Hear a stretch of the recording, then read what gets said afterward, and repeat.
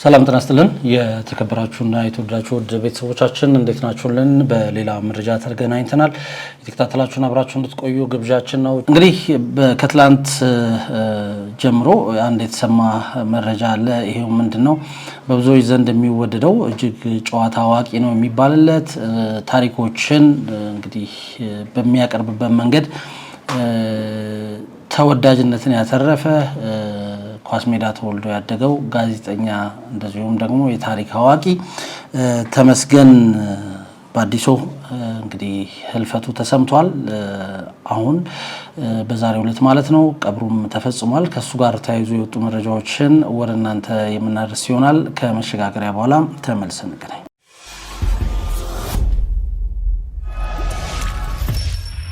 መግቢያ ላይ እንዳልኳችሁ ነው ጋዜጠኛ ተመስገን ባዲሶ እንግዲህ ህልፈቱ ተሰምቷል። በዛሬው ዕለትም ቀብሩ እንግዲህ ተፈጽሟል። ከሱ ጋር ተያይዞ ያሉ አንዳንድ መረጃዎችን ለመመልከት ነው። ከዛ በፊት ግን ሰይፉ ኦኒቤስ ላይ ቀርቦ አንድ ቆይታ አድርጎ ነበረ። እዛ ላይ እንግዲህ ከተናገረው ንግግር ብንጀምር ደስ ይለኛል። ከዛ በኋላ የተመስገን ባዲሶ የህይወት ታሪክ ምን ይመስላል የሚለውን የምንመለከት ይሆናል። ወደ ቪዲዮ በቀጥታ እንለፍ። እኔ ያው ሰይፉ ካንተም ጋር በአንድ ወቅት ቅመናል። የምታስታውስ ከሆነ ሆሊውድ ጋዜጣ በምታዘጋጅ ሰዓት እኔም ሌላ ጋዜጣ ላይ ያዘጋጅ ነበር። ግን ያኔ አንተ የማቆም ማሰላሰል ውስጥ ነበርክ። ፊት ለፊት ነበር አብረን ተቀምጠው በቃና አትነካውም ነበር ጫቱንም እና ያኔ አምልጠ ወጣ። እኔ ግን ተዘፈኩበት። በጣም ረጅም ዓመት ወደ 28 ዓመት ነው እኔ የቃምኩት። የቃምኮ ጫት እንደው በሄክታር ቢለካ ባሌ ጎባን ያክላል። እኔ በጣም አቃቃሚ አስፈሪና ጨካኝ አቃቃም ነው። እኩለ ሌሊት የማይበቃኝ የሌሊት ፈረቃ አለ። አንዳንድ ጊዜ 9 ሰዓት ቀሜ ቤት መጣና እንደ ኳክብት ተመራማሪ በራፍ ጋር ቆማለሁ እና ብዙ ነገር ነበር የሚጫወትብኝ የነበረው። በፕሮግራመር አልነበርኩም። ለቅሶ ወደ 37 ለቅሶ በልቻለሁ። በዚህ አጋጣሚ ይቅርታ አድርጉልኝ፣ እኔ አልነበርኩም። ለቅሶ እንኳን ሄደ እንዳደርስ ነው የሚያደርግ። በሽተኛ ጠይቅ ማህበራዊ ህይወቴ የተዛባ ነበር እና በጣም ከባድ ጊዜ ነበር ያሳለፍኩትና እናቴ በጣም አንገቷን ደፍታ ነበርና አለቅስም የነበረው እግዚአብሔርንም ለምን የነበረው እሷን ማስደሰት ነበር፣ ቀና ማድረግ ነበረ። በህይወት እያለች አሁን ተሳካልኝ። እንግዲህ ወደ 2 ዓመት ሊሞላኝ ነው። የሚቀጥለው ታህሳስ 30 አካባቢ 2 ዓመት ይሞላኛል። አሁን ዞሬ የማይታየኝ ቦታው ጓደኞቼ እዚህ ቦታ ላይ እዚህ ነገር ላይ ተዘፈቁት ትዝ ይሉኛል። ሳቁ ጨዋታው ምናምኑ በጣም በህይወቴ ትልቅ ዩኒቨርሲቲ ነው። እሱን አልክደው። ሁሉም ሰው እንደሚወጣ ነው ማምነውና በተቋማት ደረጃ ብቻ ሳይሆን በቤተሰብ ደረጃ በእምነት ቦታ ምክንያቱም እኔንም የቀየረኝ ብዙ ጊዜ ኪዳነ ምሕረት ሄጄ አለቅስባት ነበረ። በኋላ ላይ ነው ታህሳስ 30 ሁሉ ነገር አስጠላኝ። ያስኩትን ጫት በተንኩኝ። ቤት ገባው። እናቴን ማንም ሰው ይፈልገኝ የለም በይብዬ ስልኬን አጠፋፋው። ከዛ በኋላ 15 ቀን ቤት ውስጥ የመታደስ ጊዜ አደረኩኝ። ከዛ ከ15 ቀን በኋላ የጸሎት መጽሐፍ ገዛው ነጠላ ምናምን ያስኩና ቀጥታ ወደ ገዳም ሄድኩኝ። 6 ወር ዘግቼ ቁጭ አልኩኝ እዛ ቦታ ላይ። ከዛ በኋላ ንስሐ ገባው። ስግደት ተሰጠኝ። ጾሙ፣ ጸሎቱ፣ ቅዳሴው፣ ኪዳኑ፣ እግዚአብሔርን መፍራቱ፣ መጽሐፍት ማንበቡ ስተቶቼን በሙሉ እንዲወለል እያደረገ በቃ ማምጣት ጀመረ እና በቃ በዛ በሱስ ውስጥ ሆኜ እዛ ቦታ ላይ የሚታዩኝ የነበሩ ነገሮች በሙሉ በእድሜ ውስጥ ያባከንኳቸው ጊዜያቶች፣ ሊሄድበት ሲገባኝ ያልሄድኩባቸው ቦታዎች ያባከንኳቸው ቻንሶች፣ እነዚህ ሁሉ ነገር እንትን እያሉ መጡ። መጨረሻ እግዚአብሔር አምላክ ይሄው ከዚህ ሁሉ ሱስ ያላገለኝ ማንም ሰው መውጣት እንደሚችል ነው። ወንድሞቼ፣ ጓደኞቼ፣ እህቶቼ ይሄን ፕሮግራም የሚከታተሉ ብዙ ቦታ ነው ሄጄ እኔ ያልቃምኩበት የአዲስ አበባ ሰፈር የለም። በቃምኩበት ሰፈር ልክ የአዲስ አበባ መስተዳድር መሬት ቢሰጠኝ እንደኔ ኢንቨስተር የለም። ለፕሮፌሰርም ጭምር የሚተርፍ መሬት ነበርና ያ ነገር አንድ ጊዜ ሰይፉ ልንገር አንድ ባለሀብት ነው እና ዲፕሬሽን አጥቅቶታል። ድብርት ነበረበት እና አቤት ነው አለን ከአንድ ልጅ ጋር ሊስቅ ማለት ነው። እኛ ቀልድ ጠራርገን ለሱ ልንነግረው ነው። አንድ ጠርሙስ ብላክ ሌብል አወረደ፣ እሱን ጠጣን።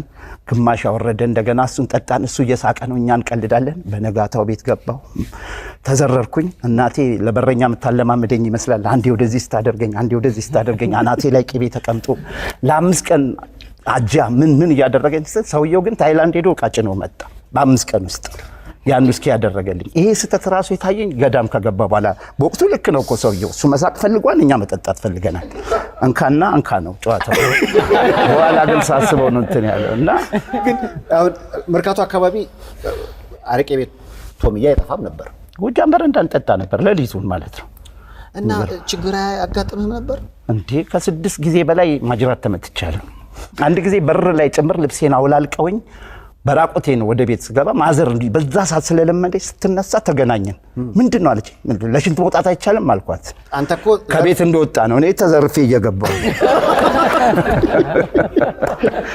ለሽንት መውጣት አይቻልም እየመጣ ራቆቴን ስለሆንክ ራቆቴ ነው እኔ ማለት ነው ዋው ግን በጣም እና እግዚአብሔር ተደጋጋሚ ቻንሶች እድሎች ሰጠኝ መኖር አልነበረብኝም ግን ዛሬን እንደዚህ ልሆን ነው መሰለኝ እግዚአብሔር ከዛ ጋር እንደረደረኝ እና ከባድ ነው ሱስ በጣም ከባድ ነው ይሄ ነገር በእምነት ቢታገስ ከእምነት ተቋማት ጋር ቢያዝ በጣም ጥሩ ነው እኔ ሱባኤ ሄጄ እዛ ገዳም ተቀመጥኩ በስልምና ዳዋ ይባላል እዛ ሄዶ ቢቀመጡ ፈጣሪን ቢያዳምጡ ሁሉ ነገር መተው ይቻላል አንድ ትንሽ ጫት የሚቅምና የሚፈራ ባለ ሱቅ አለ እሱ ሱቅ እቅማለሁ የተወሰኑ ጭቃዎች አሉት ምናምን ትንሽ እንደመረቀነ አሁን ሬዲዮ ይከፍትና በዛሬው ዕለት በፓኪስታን ዋና ከተማ እስላማባድ ታሊባን 96 ሰዎች ገደሉ ሰው አለቀ መዝጋት ይጀምራል ለታሊባን አዎ እና አንዴ በብራት ሄዶ ሲወጣ 33 ዓመት የቆመ እኮ ስልክ እንጨት ነው ማን አትናገርም እንዲህ ሲል ስልክ እንጨቱም ያለ ይመስሏል አለ ሰው መጣ በፋኖስ ሲታይ ምንም ነገር የለም ምርቃና ሚስቱን ከገጠር አምጥቶ ደግሞ የቀረችውን ጫት ሱቁን ዘግቶ ይቅማል መብራት አጥፍቶና ከውጪ ሌባ መጥቶ በሩን ቋቋ ያደርጋል ሌባው እንዳይሰማው አፉን እንዲ አሁን ትንፋሽ እንዳይወጣ ነው ሌባ እኮ አትሄድም ብትለው እኮ ውስጥ ሆነ እኮ ይወጣል ግን የፍርሃቱ መጠን አሁን ሚስቱ አጠገቡ ተኝታለች እሷ ተኝታለች አሁን ቃቃ ሲል እየባሰ ሲመጣ ሚስቱ ነቃች ሻሚል ጦሴው ሰጅ አስወገርሽኝ ነው ስሙ ስትጠራው እሱ ምሽግ ይዞ እንትን እያለ ነውና በአንተ ላይ የሚያመጣው ፍርሃት አይደለም ያው እንግዲህ እንደሰማችሁት ነው ለማስታወስ ያህል ነው ወደ ኋላ መለስ ብለን የተመስገን ባዲሶን ከሰይፉ ጋር የነበረውን ቆይታ ያነሳ ነው እንደተመለከታችሁት እንግዲህ ተመስገን ባዲሶ እጅግ በጣም ጨዋታ አዋቂ እንደዚሁም ደግሞ ቁም ነገር ላይም ከፊት የሚገኝ ነው ሱስ ውስጥ ላሉ ወጣቶች ያስተላለፈውንም መልእክት ሰምታችኋል ከሱ ልምድ በመነሳት የነበሩትን ነገሮች ለመጥቀስ ሞክሯል ይሄም እንግዲህ ብዙዎች ላይ ተጽዕኖ ያሳድራል ብዙዎች ተምረውበታል ብለን እናስባለን እኛም ለዛ ነው ይሄን ቪዲዮ ወደ እናንተ ያመጣ ነው እንግዲህ ተመስገን ባዲሶ ጋር ተያይዞ ቅድም እንዳልኳችሁ በዛሬው ዕለት የቀብር ስነ ስርዓቱ ተፈጽሟል ከሱ ጋር ተያይዞ እንግዲህ የተባሉ መረጃዎች ምንድናቸው የሚለውን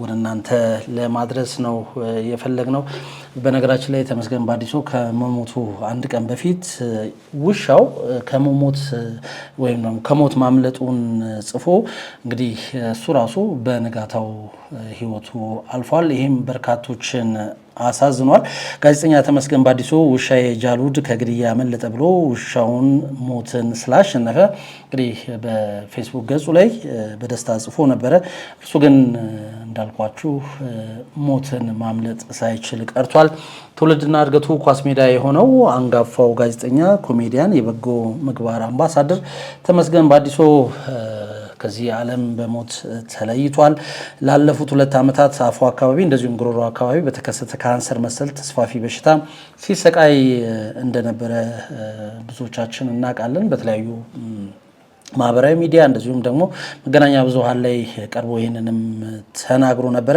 ጋዜጠኛ ተመስገን እየሄደበት ከነበረው ውስብስባዊ የሕክምና ሂደትና ከመሙ ጋር እንግዲህ ብርቱ ትግል ሲያደርግ እንደነበረ የሚታወስ ነው ተመስገን በየዕለቱ እንቅስቃሴ ላይ ነበረ ቪዲዮዎች በጠቅላላ በምስጋናና በአክብሮት የተሞሉ ነበሩ በዚህ ሁሉ ህመም ውስጥ እንኳን ለሰዎች መድረሱን አላቆመም ነበር የተለያዩ የእርዳታ ስራዎችን ሲሰራ ነበር ለሰዎችም የሳቅ ምንጭ መሆኑን እንግዲህ አላቆምም አቅራቢያው ለነበሩ በቅርበት ለሚያውቁት ለወዳጅ ጓደኞቹ ሁሌም በአቅራቢያ ካለ ሳቅ ደስታ እንዳለ ይናገራሉ ህመም ውስጥም ሆኖ ይህንን ነገር ሲያደርግ እንደነበረ ነው እንግዲህ ወዳጅ ዘመዶቹ የሚናገሩት። ብዙዎቻችን እንደምናውቀው ተመስገን ባዲሶ የቲቪ ላይ ቅዳሜ የሚተላለፍ ጉራማይሌ የሚባል የመዝናኛ ፕሮግራም አዘጋጅ የነበረ ሲሆን እዚህ ፕሮግራም ላይ የተለያዩ ታዋቂ ሰዎችን ባዮግራፊ በማቅረብም ይታወቃል። ተመስገን ባዲሶ እጅግ በጣም መልካም ሰው፣ ሀገር ወዳድ፣ ከሁሉም ሰው ጋር እንግዲህ ተግባብቶ የሚኖር አምለሸጋ ሰው እንደሆነ የስራ ባልደረቦቹ ጓደኞቹና በቅርበት የሚያውቁት ሁሉ ይመሰክሩለታል። ጋዜጠኛ ተመስገን ባዲሶ በተለያዩ ወቅቶች ላይ በህመም ተይዞ በሀገር ውስጥና እንዲሁም ከሀገር ውጭ ሕክምናውን ሲከታተል ነበረ። በሀገር ውስጥም እንደዚሁም በጸበል እንግዲህ ለመፈወስ የተለያዩ ሙከራዎችን ሲያደርግ ነበረ። የካንሰር ህመምን በጽናትና በፈገግታ ሲጋፈጥ የኖረውና በሀገራችን የትረካ ጥበብ ከፍተኛ አስተዋጽኦ ያበረከተው ድንቅ የጥበብ ሰውና ጋዜጠኛ ተመስገን ባዲሶ ከካንሰር ህመም ጋር እጅግ አስቸጋሪ የሆነ ትግልን ሲያደርግ ቆይቷል። ይህንን ህመም እንግዲህ በብርታትና በፈገግታ በመጋፈጥ ለብዙዎች ተስፋ የሰጠ ቢሆንም በመጨረሻ ግን ህመሙን መቋቋም ሳይችል ቀርቶ ትላንት ሌሊት አውቶቡስ ተራ አካባቢ በሚገኘው መኖሪያ ቤቱ ህይወቱ ማለፉ ተሰምቷል። ባለፈው ጥቅምት ወር ላይ ከቀዶ ጥገናው በሰላም ነቃው በማለት ለደጋፊዎቹ ተስፋውን የዘራው ተመስገን እስከ መጨረሻዋ ደቂቃ ድረስ ተስፋ ሳይቆርጥ ተዋግቷል። የቀብር ስነስርዓቱም እንግዲህ ቅድም እንዳልኳችሁ ዛሬ ቅዳሜ የካቲት 20 ከቀኑ 8 ሰዓት ላይ ዊንጌት በሚገኘው የብርሃናት ዓለም ጴጥሮስ ወጳውሎስ ቤተክርስቲያን እንግዲህ ወዳጅ ዘመዶቹ፣ አድናቂዎቹ በተገኙበት እንዲሁም ታዋቂ ሰዎች በተገኙበት የቀብር ስነ ስርዓቱ ተፈጽሟል። ተመስገን ባዲሶ ቢለየንም ያሳረፋቸው የኪነ ጥበብ አሻራዎች በሰዎች ልብ ውስጥ የዘራቸው ጣፋጭ ትዝታዎች ሁሌም ሲዘክሩት ይኖራሉ። ጥበብ የሞትን ድልድይ የምትሻገር ሕያው ሀብት ናትና ተመስገንም እንግዲህ በስራዎቹ ሲታወስ ይኖራል። ለቤተሰቦቹ፣ ለሙያ አጋሮቹ እንዲሁም ለወዳጅ ዘመዶቹ ሁሉ እንግዲህ ፈጣሪ መጽናናትን ይሰጥልን ዘንድ በኢትዮ ኢንፎ ቤተሰቦች ስም እኛም እንመኛለን። ከተመስገን ባዲሶ ጋር ተያይዞ በማህበራዊ ሚዲያ ላይ እንግዲህ የተለያዩ ጽሁፎችን በመጻፍ የሚታወቀው ዘሪሁን ተዝናኑ እንደዚህ ሲል አስነብቧል። እሱን ጽሁፍ እንደወረደ ወደ እናንተ ለማድረስ ወድጃለሁ። ከዛ በኋላ እንግዲህ ታዋቂ ሰዎች ምን አሉ የሚለውን እንመለከታለን።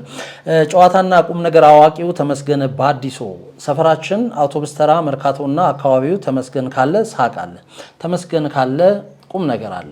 ጨዋታ አዋቂው፣ ታሪክ አዋቂው፣ ጋዜጠኛ፣ አንደበተ ርቱዕ፣ የጠቅላላ እውቀት ባለቤት ተመስገን ባዲሶ ፈጣሪ ነፍስህን ይማረው። ተመስገን በርካታ የቀድሞ መምህሮቹንና ሌሎች አቅመ ደካማ ሰዎችን ከተለያዩ ዓለማትና ሀገር ውስጥ ከሚገኙ በጎ ሰዎች ገንዘብ እያሰባሰበ ይደግፋቸው የነበረ በጎ ሰው ነበረ። ላለፉት ጥቂት ዓመታት ከጉሮሮ ካንሰር ጋር እየታገለ ካንሰር እንደያዘው ሰው ሳይሆን በፈጣሪ ተስፋ አድርጎ ለታመሙ ሰዎች በሚጣፍጡ ጽሁፎቹ ያበረታታም ተስፋ የሚሰጥና ተስፋ ያልቆረጠና የጽናት ተምሳሌት የሆነ ሰው ነበር።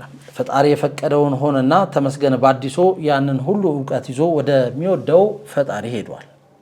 ከልጅነቱ ጀምሮ ተለይቶቸው የማያውቀው ወላጅ እናቱ ፈጣሪ መጽናናቱን ይስጣቸው። ለቤተሰቦቹ፣ ለወዳጅ አድናቂዎቹ ፈጣሪ መጽናናቱን ይስጥልን፣ ነፍስ ይማር። ይህ በእንዲህ እንዳለ ተመስገን ባዲሶ እውነተኛ ወዳጅ ጆሲን እንደዚሁ እንግዲህ ዘሪሁን ተዝናኑ ጠቅሶት አልፏል። ይህንን መልካም ሰው አመስግኑት፣ አጽናኑት። ዮሴፍ ተስፋዬ ይባላል። አውቶቡስ ተራ አካባቢ ተወልዶ ያደገ፣ ቤተሰቦቹን በንግድ ስራ የተሰማሩ፣ ስራን ከታዳጊነት ጊዜ ወይም ደግሞ ከታዳጊነት እድሜው ጀምሮ ወጥሮ የሰራ ባለሀብት የሆነ አምለሸጋ ሰው ነው። ጆሲ የተመስገን ባዲሶ እውነተኛ ወዳጅ ነው። ተመስገን ባዲሶ ህመም ወይም የሳንቲምም እጥረት ሲያጋጥመው ዳጎስ ያለ ገንዘብ ያለ ስስት ለበርካታ ጊዜዎች ሰጥቶታል። ተሙ በልመና እንዳይታከምም በቅርቡ ከፍተኛ ወጪ አድርጎ ሕክምናውን እንዲከታተል ያደረገ ሀብት አገኘው ብሎ ያልተለወጠም እውነተኛ ወዳጅ ነው። ደግሞም ሆስፒታልና መኖሪያ ቤቱ ድረስ በመሄድ የጠየቀው ሰው የጠፋለት ሰው ሆኖ የተገኘ ታማኝ ጓደኛውም ነው። ጆሲ ለተመስገን ብቻ ሳይሆን ለአካባቢው አብሮ አደጎቹ ሁሌ የሚደግፍ አለው የሚል የተባረከ ልብ ያለው ምርጥ ልጅ ነው። እንዳንተ ያሉ መልካም ሰዎችን ያብዛልን፣ ፈጣሪ መጽናናቱን ይስጥህ፣ አክባሪ ወንድምህ ዘሪሁን ተዝናኑ ሲል እንግዲህ ለዮሴፍ ተስፋዬ ለተመስገን ባዲሶ ወዳጅም ዘሪሁን ተዝናኑ ይሄንን ጽሁፍ አቅርቧል። ጎሳዬ ተስፋዬም እንደዚሁ ስለ ተመስገን በአዲሶ ይሄንን ብለዋል። መቼም በዚህ በሞት ጥላ በተጋረንበት አሳዛኝ ወቅት ስንት ወዳጆቼና ወገኖቼን አጣሁበት። እጅግ ልብ ይሰብራል። የጥበብ ሰው ወንድሜ ተመስገን በአዲሶ ወይም ታሜ ታምነኸው የኖርክለት አምላክ እግዚአብሔር ነፍስህን በአጸደ ገነት ያሳርፋት፣ ለወዳጅ ቤተሰብ ሁሉ መጽናናት ይሁን ሲል እንግዲህ ታዋቂው ድምፃዊ ጎሳዬ ተስፋዬም ስለ እንግዲህ ተመስገን በአዲሶ የተሰማውን ሀዘን ጥልቅ ሀዘን ገልጿል።